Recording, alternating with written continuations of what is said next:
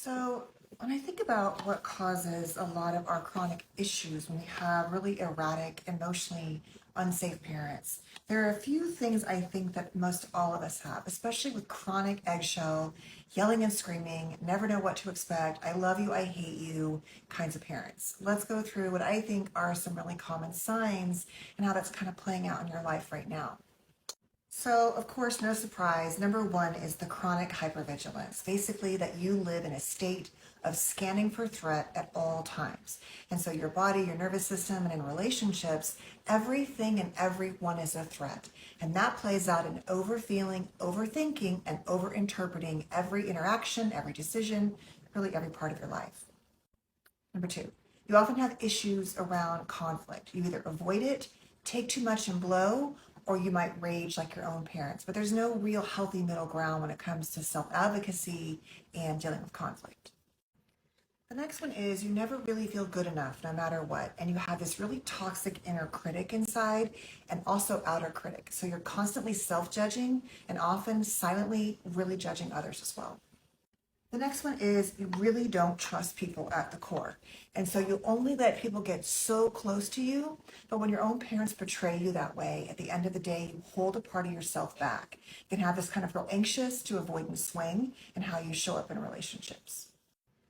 The next one is you tend to attract people, friendships, connections, certainly relationships with people that in retrospect are often much like your parents, but you will swear up and down that they're different and only later realize, yeah, they had a lot of those qualities from narcissism to emotional instability and things like that. And then at the end of the day, you often end those relationships because they're very hurtful to you. Now, especially if your parents were very unpredictable from an emotional standpoint, I've never met anyone that doesn't have really high levels of anxiety at some level. Now, it might manifest in different ways, in your body, in your relationships, just like a chronic intensity around your panic state. It feels like panic at all times. It can affect your sleep, your eating patterns, and really is the heart of a lot of our struggles because our body is so activated. So the heart of a lot of this work is about dealing with, of course, your nervous system, dealing with your trauma responses, evaluating how you show up and where that anxious to avoid and swing occurs and what the triggers are, emotional flashbacks, things like that.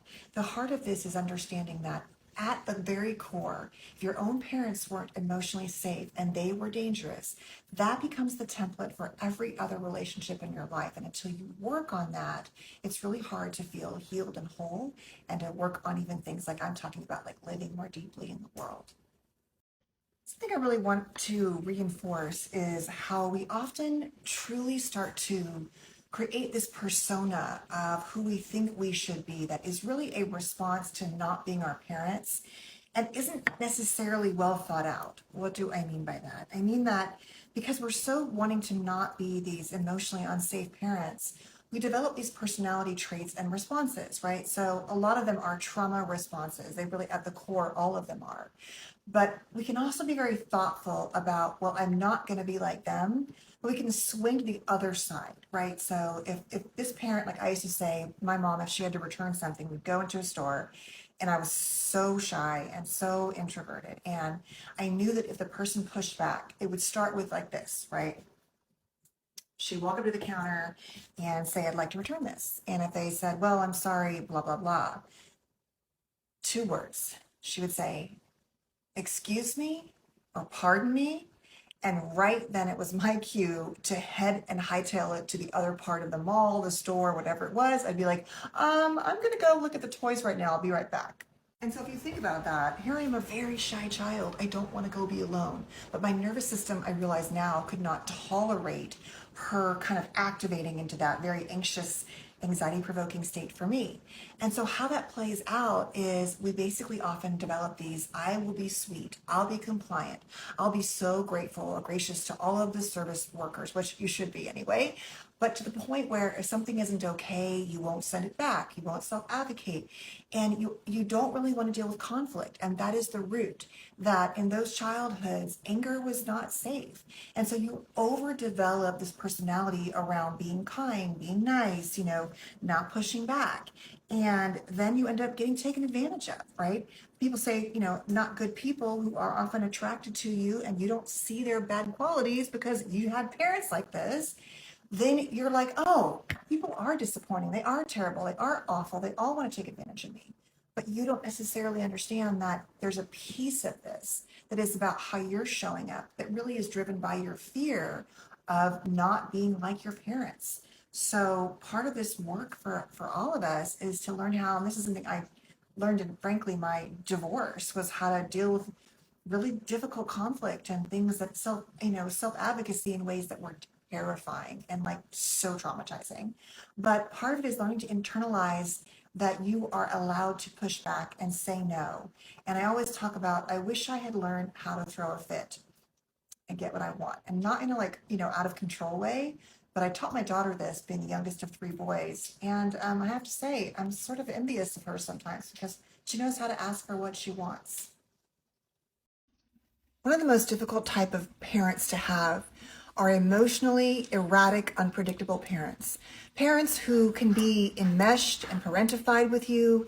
They're your best friend. They love you. They spoil you, and they will also hurt you, name call, abuse you. Let's go through what it looks like to have an emotionally erratic, unstable, and unsafe parent. Number one, they are parents who engage in enmeshment and or parentification. Basically, emotionally, you have learned it is your job to make sure they are okay by making them happy, cheering them up, being their best friend, being their therapist. Your job is to revolve around them at the expense of yourself. Number two, they do things and say things like, I'm only doing this to teach you. This hurts me more than you. The idea is that they justify their abuse and wounding and hurt by making themselves feel okay about it because they're doing it for you, not because it's triggering something in themselves. They make it clear that you cannot ever really abandon them. And they do this by calling you a twin or a best friend. They set up a world that says you can't survive without them and they cannot survive without you. They have highly unstable relationships, moods, and emotions. And so you never really know what to expect. And that forces you to be in a hypervigilant state at all times because the only way you can stay safe is to make sure that you are aware of what state they are in and then to do your work of helping them contain and manage those feelings. They have impulsivity in ways around punishment, that they will suddenly do things and hurt you in ways that in the moment they tell themselves are justified, but they can be very impulsive, especially around anger. And so you never really know what to expect. And when they're angry, it can be scary, from physical danger to emotional wounding. They will also call you names and often deny later that they said that. They will often gaslight you and minimize any feelings you have. And the attempt is to always invalidate what you feel because you weren't being the child that you were supposed to be. And therefore, they're just trying to parent you.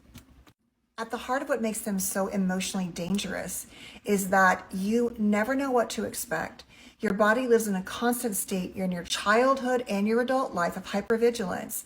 And you feel this extreme guilt and shame about feeling upset with them, but really at the core, you feel extreme unlovability and guilt and shame about yourself. They have taught you that love equals hurt and abuse, verbal, emotional, physical, mental, whatever it is, that the only way to be connected is to take the pain and believe that you somehow deserve it.